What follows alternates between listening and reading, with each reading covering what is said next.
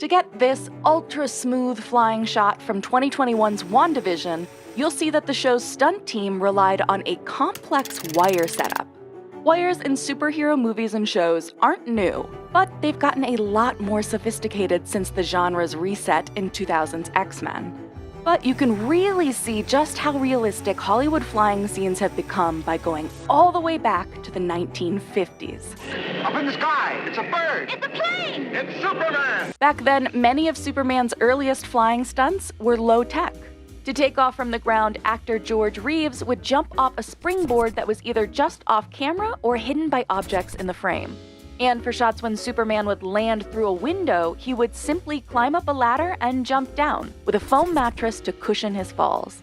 But early Hollywood stunt work was not known for its safety standards. Active flying scenes were filmed using wires, and during one production, the wires holding up George snapped.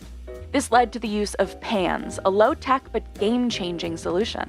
George would lay stomach down on the pan while the crew moved him around using a large pole that ran under his legs. With his arms stretched out, it could look like the actor was flying. And because the pan was molded for the actor's body, the crew could hide it under his costume.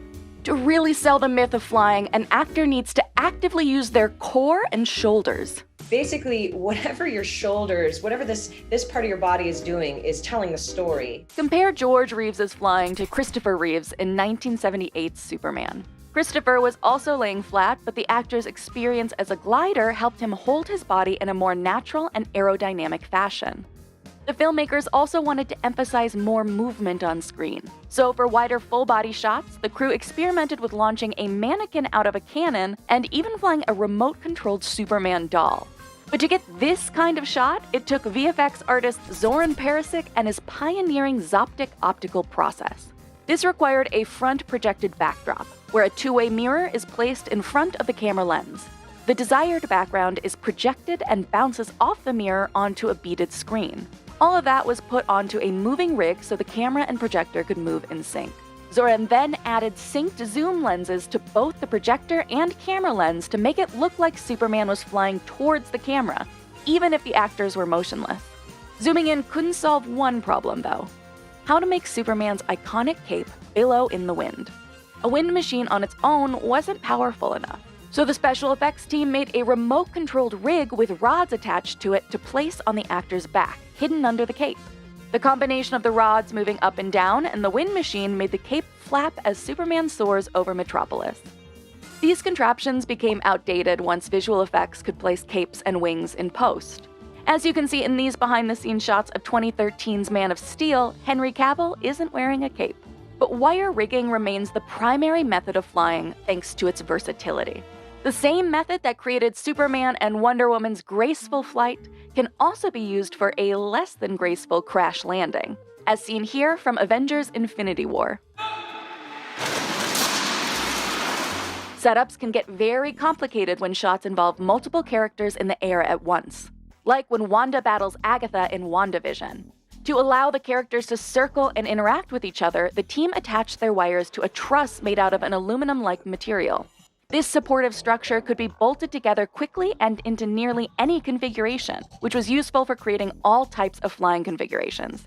Here, stunt rigger Zach Henry locked the two stunt performers' wires in place. The truss was moved around in such a way that it looked like the two characters were circling each other. We could fly at each other and throw blasts and get those wide shots. Where the wires are attached is just as important as the wires and rigs themselves. Take this shot of Wanda lifting herself off the ground. According to CC, who doubled for Elizabeth Olsen, this shot was made a reality because of precisely where they hooked the wires into her harness. These are known as pick points, small but strong loops in the harness where the wires are attached. Those points can change depending on the performer and the type of action. In this case, CC was attached at her hips directly to the spreader bar. I can move in between those lines and find my moment of balance. It would allow me to stay in that horizontal flight without swinging back and giving away the illusion that it was a wire. For Wanda to glide off the ground at an angle, CC had two lines attached to her, one to her back and the other to her front, pulling her up and forward simultaneously.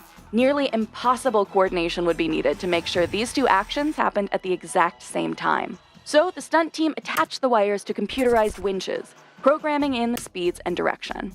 The more precise timing created consistent movement for the camera and for the actors. You want it to be the same for the actor every time so that they can learn that rhythm and then they can start performing it. Wire rigging takes a lot of planning and coordination. This flying stunt from Wonder Woman 1984 took almost 20,000 feet of wires to get right. So sometimes teams might turn to a simplified setup like a tuning fork, which provides flexibility in choreography. According to VFX supervisor Gary Brozenich, the flying sequences in Maleficent Mistress of Evil benefited from tuning forks, which could stop, start, and change direction on the spot. The performer is clamped in at their hips by 2 prongs, while stunt performers steer them around. The fork is also useful for floating shots, but actors will still have to focus on their legs. If your chest is doing something, your legs are just kind of dangling there, it doesn't really look like you're flying at all. When it comes to executing a perfect landing, the stunt team will switch up their methods to allow both characters' feet to land on the ground. Like in this shot when the stunt team used what's called a parallelogram. A performer stands on a platform strapped in with just a belt. Counterweight balancing moves it up and down while the legs stay completely still. They can actually look like they're floating while they're standing on a little piece of platform. Parallelograms are more comfortable than wires and tuning forks, but the actor's form here is crucial, not just for selling the illusion, but also for their own safety. You never want to have straight legs when you hit the ground. You have to have your knees slightly bent to receive the ground, or else you can really damage your knees and your ankles. For these rigs to work safely and effectively, both the performer and the crew guiding them need to work in unison, which of course is prone to human error. That's where the Robo-Moko arm might come in. Take this scene from Black Widow, where Natasha and Yelena free fall before safely parachuting to the ground. A lot of prep went into that sequence to discover which part would be best to have on the Robo-Moko arm versus which part would be best to have in the wires. Certain free falling and tumbling shots involved repeating the same motion in a straight path. For these stunts, an actor was attached to the Robo-Moko arm using just 2 pick points. The path was then programmed in advance, helpful for repeating moves over and over for different performers. They don't have much to do, so they can just be in that Robo-Moko arm and letting it manipulate them as they fall through the sky. The robotic arm can also work directly in sync with a motion control camera, creating smoother and more continuous flying shots. This tool also proved itself useful for tumbling through the air in one continuous motion, as shown here in Sherlock Holmes: A Game of Shadows.